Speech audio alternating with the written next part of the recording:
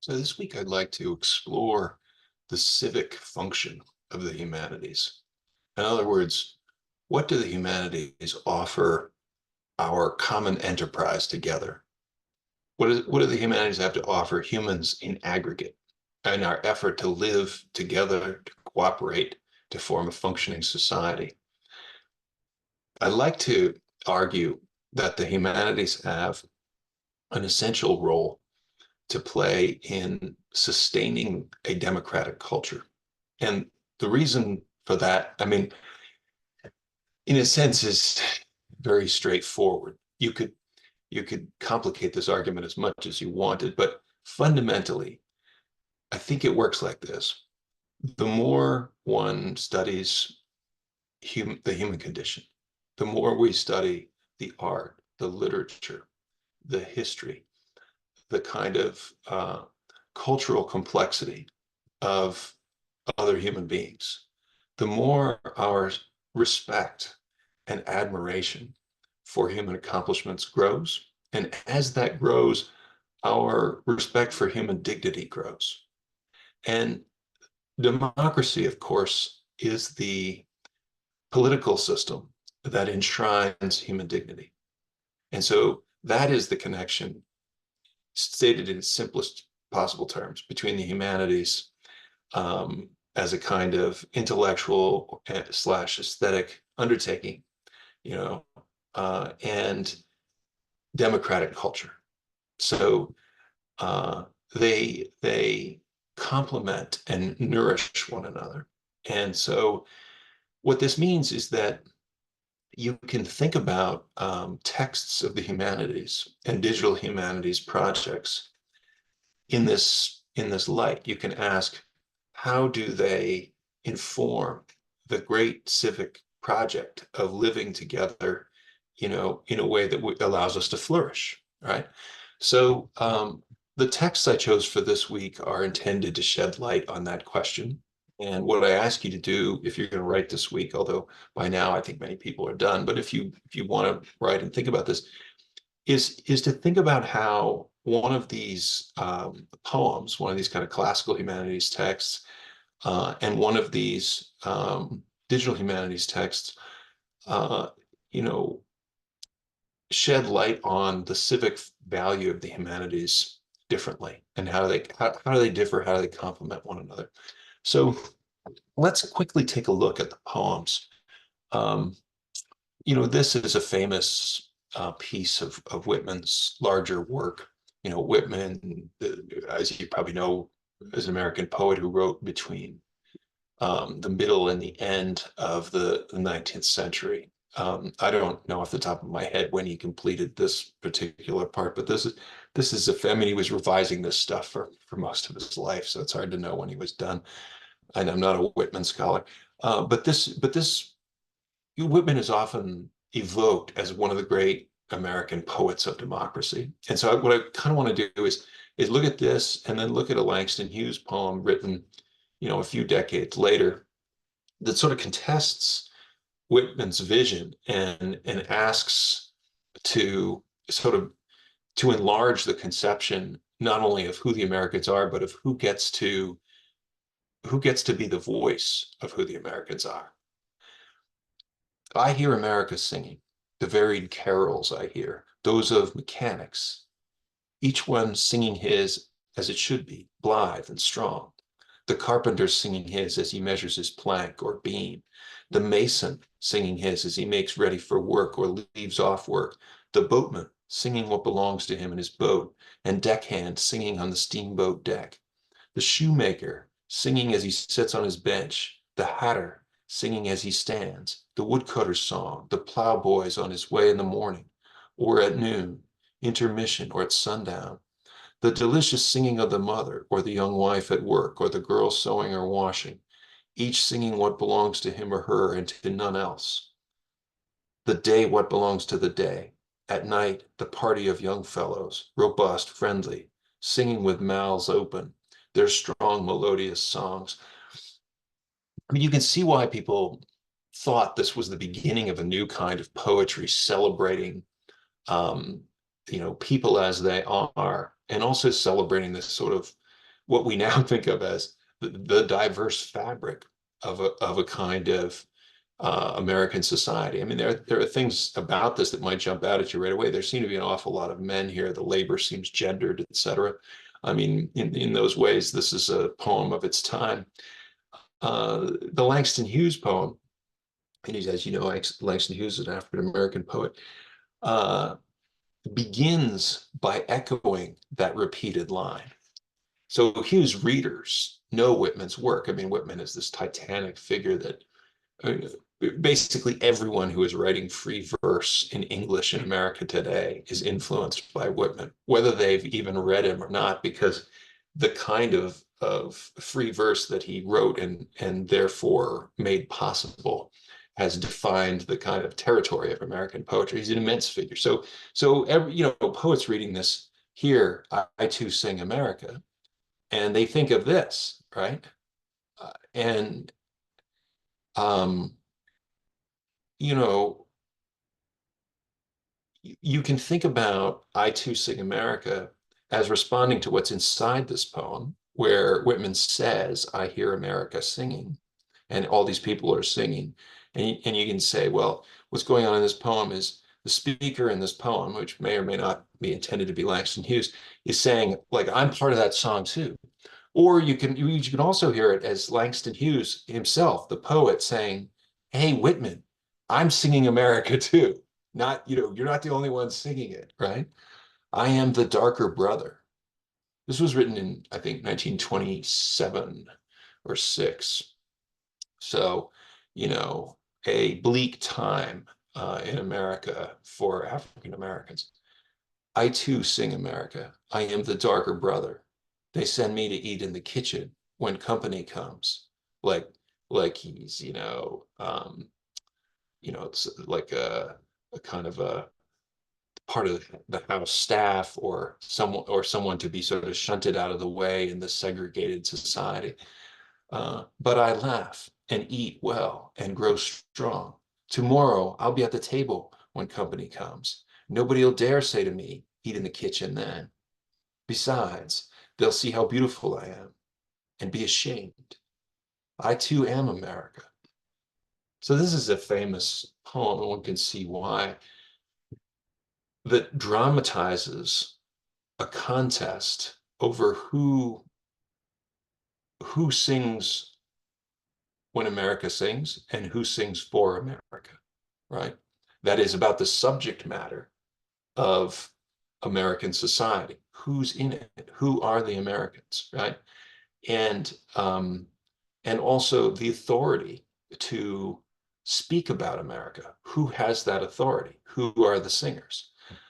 Um, I think you can probably, I mean, I hope by now you've looked at the digital humanities projects that I gave you to examine for this week, because they are in a sense about this very thing, right?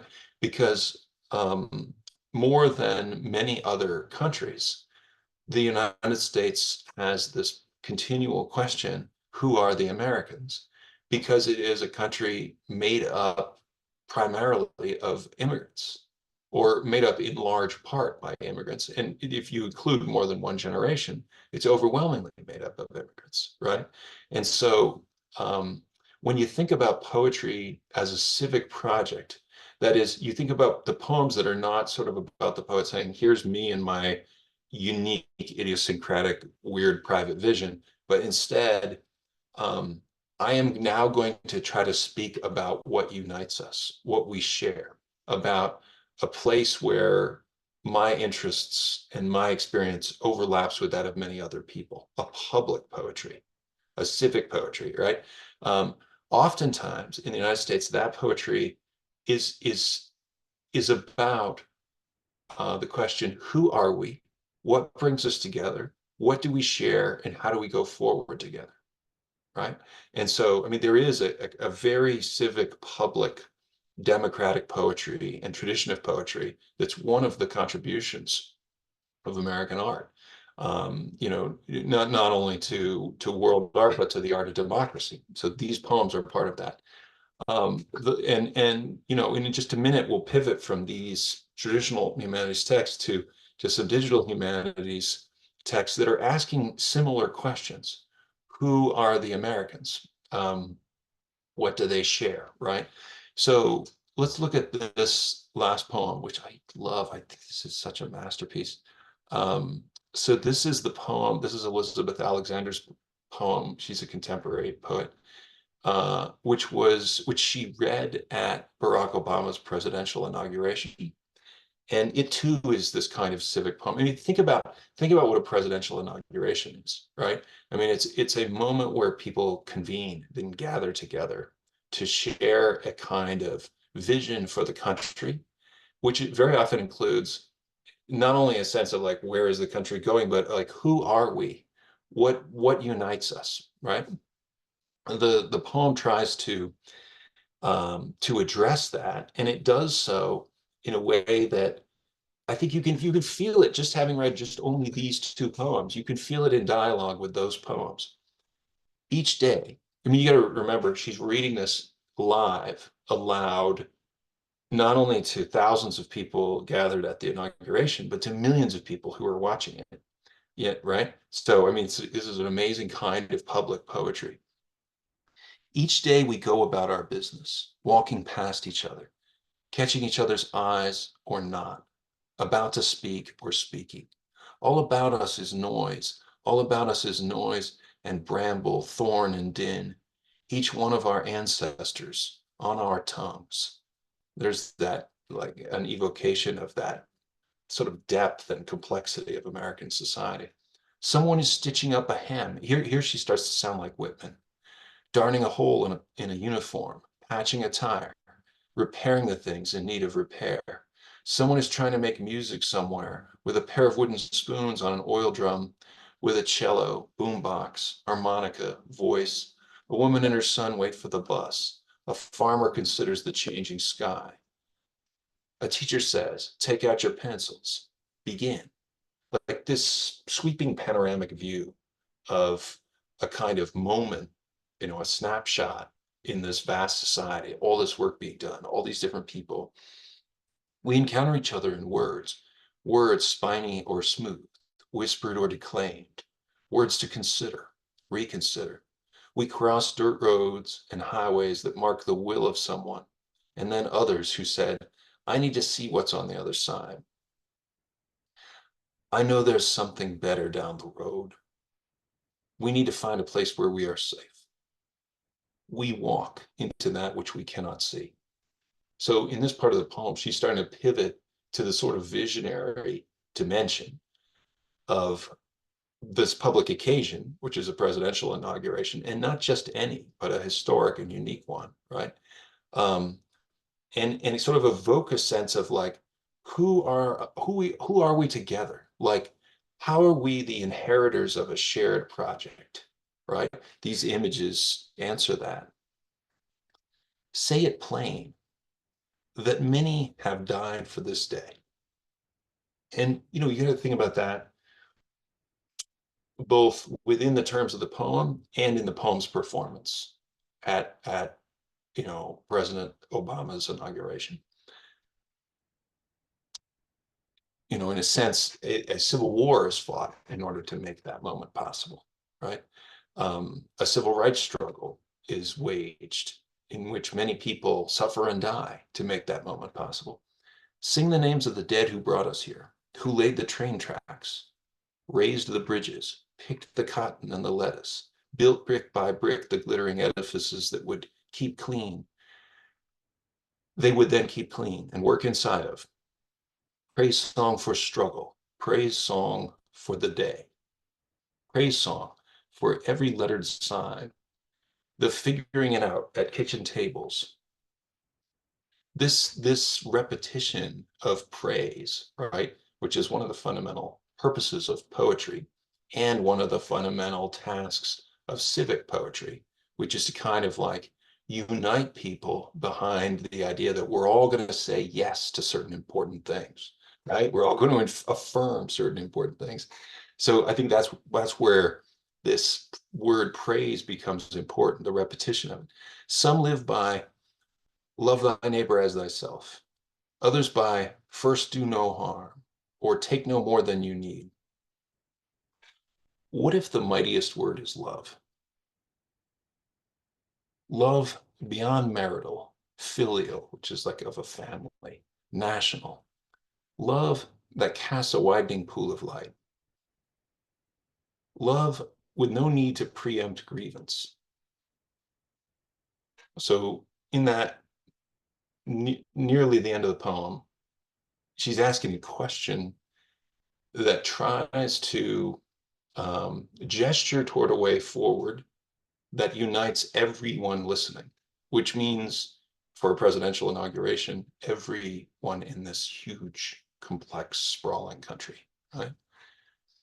In today's sharp sparkle, this winter air, because remember these inaugurations took place in January, anything can be made, any sentence begun, on the brink, on the brim, on the cusp. Praise song for walking forward in that light. What a poem, right? I mean, it's astounding. And you should watch her listening to it. I mean, or excuse me, you should watch her reading it and everyone listening. I mean, I feel like something is lost when it is recorded, which of course is what I'm doing now. But I feel like it this poem hits all of the aims of a civic poetry for a democratic society. It's a kind of, masterclass in how that's done. And in its kind of promissory and visionary closing lines, it tries to unite its listeners and its audience behind a shared idea of who they are together, right? And so that in a very different and sort of visual key, I think is what is going on in this digital humanities project, which represents the historical data about demographic data about who comes to the United States, where they come from, and when they arrive. It represents that data in the natural form of a tree ring, right?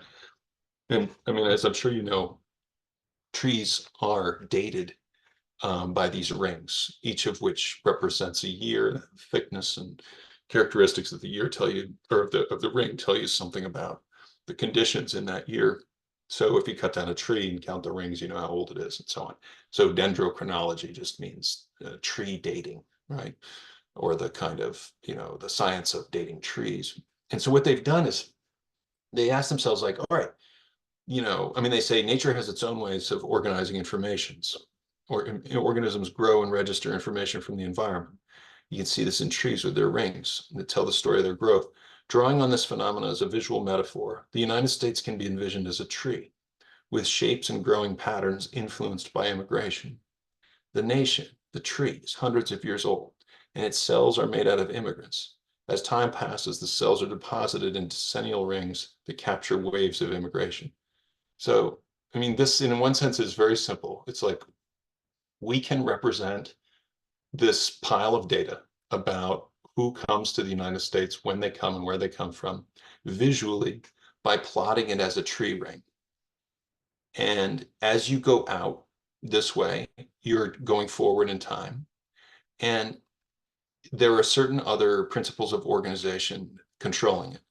Color is going to be linked to continents of origin.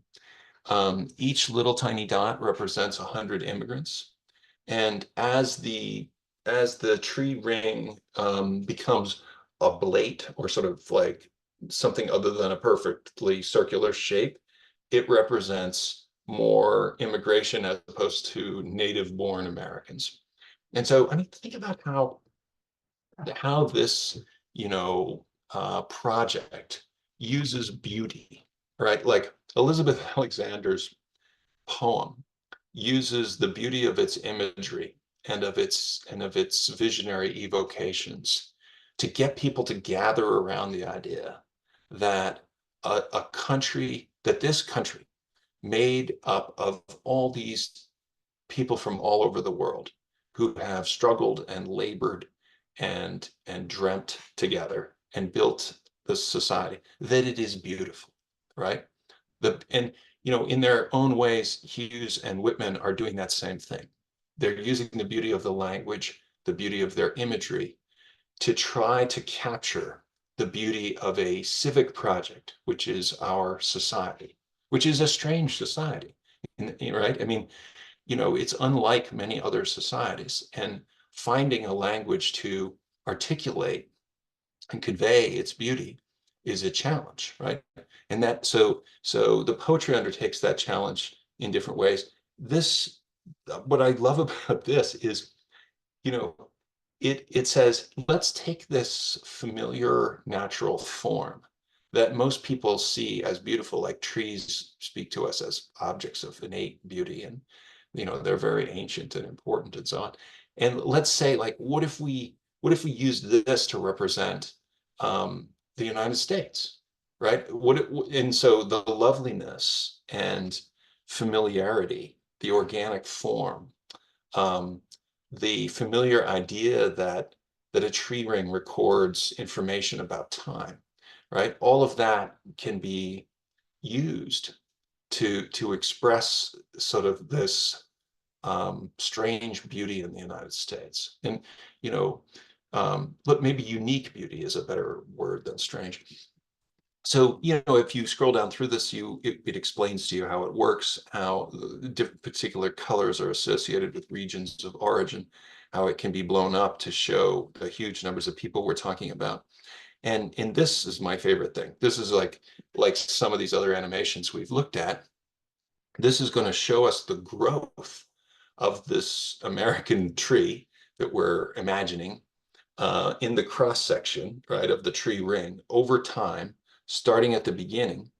And what's going to happen is, as it begins, it starts very small, and as it grows, it's going to start showing. I mean, this is giving you the map overall. That's the picture we're going to build, and now it starts. So here we are in the 1830s. And if this, is big enough on your screen, you're going to be able to read Ireland, Germany, England, Canada, Scotland, France. So these are the countries of origin, West Indies, Bahamas, Poland, Russia, Europe, blah, blah, going down. And numbers, right? Now we changed a decade. We went forward a decade. And all this time, these little cells are filling in dot by dot, each one representing 100 people. And again, the colors, green here is Europe, Asia China, this pink, it represents Asia, etc. And so the tree is growing before you there in real time, right? It's sort of filling in with all these people. So I don't know. I think it kind of gives you chills in a sort of beautiful way, unlike some of the other animations, which are chilling and horrifying, the earlier ones that you've seen in here. I think this one is kind of majestic and brilliant. So I mean, it goes on for a while. I'm not going to watch the whole thing in this video, but you get the idea. And then there's this other cool thing that they figure out, which is like, what if we represented each state in this way? So this is the kind of rough image of the United States. So here's California, and it says here, tree rings that are nearly circular indicate population growth due to immigration was much less significant than due to natural born persons.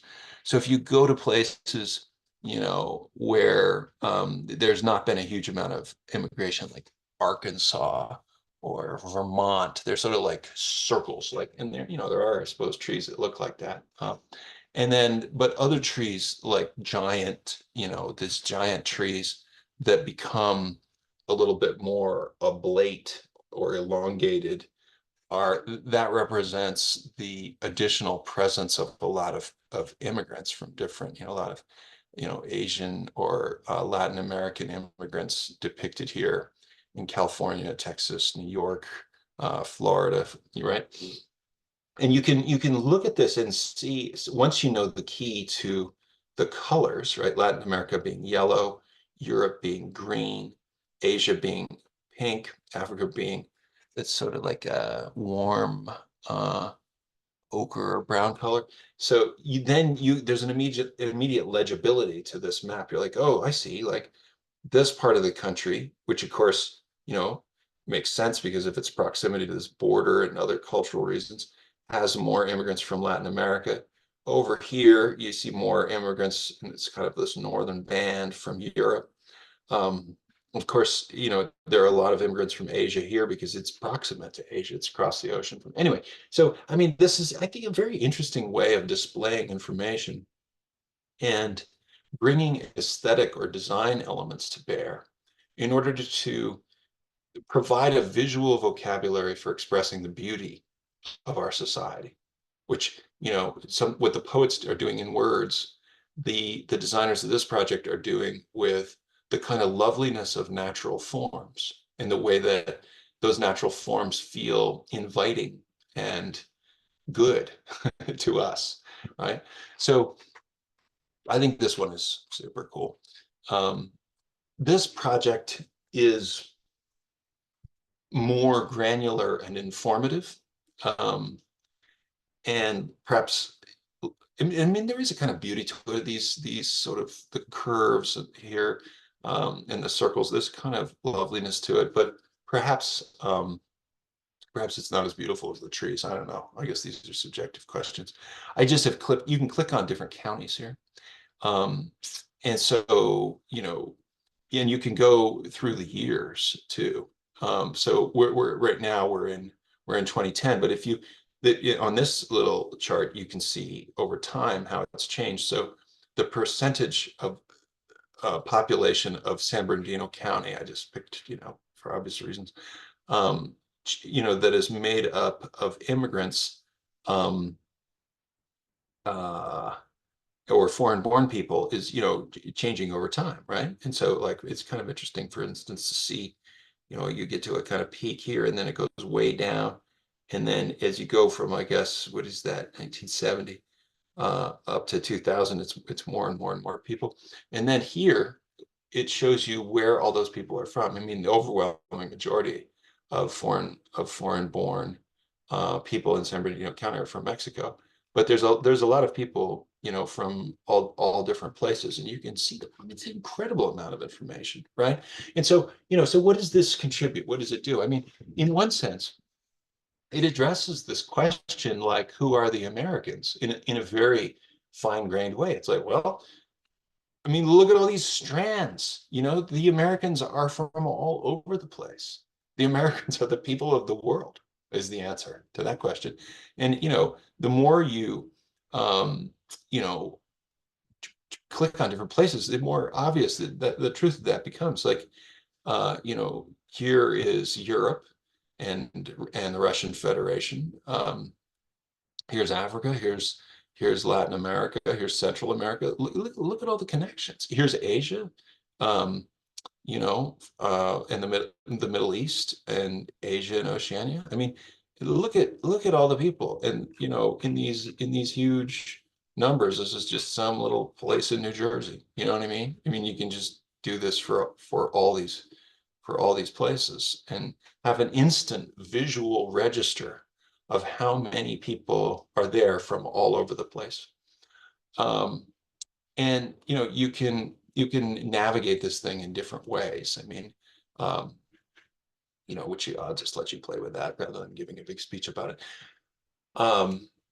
What you have here is an atlas, a historical geography atlas of the United States, and it's actually showing you the same information, but it's in a print format that has been digitized. So this is a page from a printed atlas, and it's, showing you this information from 1860, and then you scroll forward and it's 1880. I mean, you're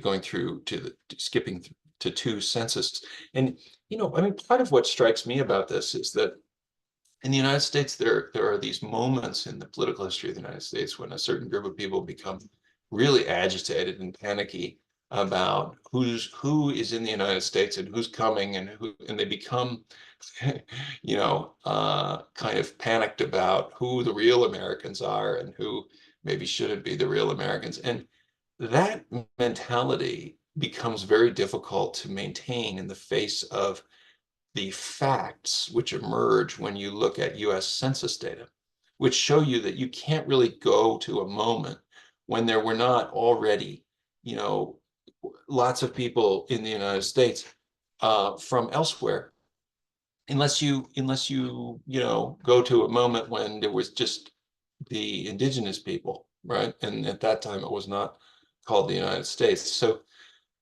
Um, so I guess another thing that arises out of these projects is there's a certain kind of historical, I mean, history, of course, is one of the humanities. And I think it's broadly fair to say that the more one knows about history, the more problematic various nativist conceptions of the United States are. That is, the more historically inaccurate any particular claim about who the Americans, like, quote, really are will seem. And you can see this in, this dark colored, this inked in areas. These are the places that have 30% or over foreign born populations. And as you scroll forward in time, I mean, look at them all, right? And um, that may actually interest you to see, in the sense that here in the 2010 census, these parts of the country actually have quite low numbers of foreign-born um, populations. But if you go back 150 years, they had a huge amount of foreign-born population. So um, the data-based, the two data-based digital humanities projects I gave you, this one and this one, seem to me to address the question of who are we taken together, and what do we share through compelling visualizations of historical census data.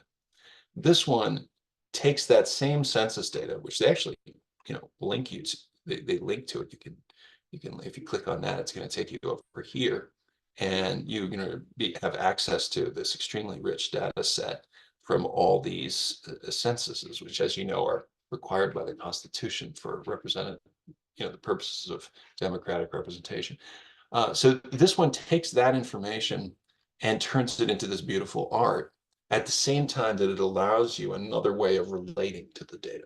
So what I hope you'll do is just reflect a little bit about how these kinds of projects, this one, and this one, contribute in their own way to the project of this poetry. you know and also think about, what does a poem like this do that something like that cannot do, right? I mean, one of the things that strikes me when I look at this kind of information, and I'm kind of stunned by the complexity of the of American demographics, is that um, precisely because Americans come from all over the world, and therefore have this immensely deep and profound and varied cultural background. Uh, for us, the challenge of articulating a common vision, something that we all share and that brings us all together, is that much greater and more important. And that challenge is, of course, what people are taking on in these civic poems of public purpose, and also in this beautiful, um,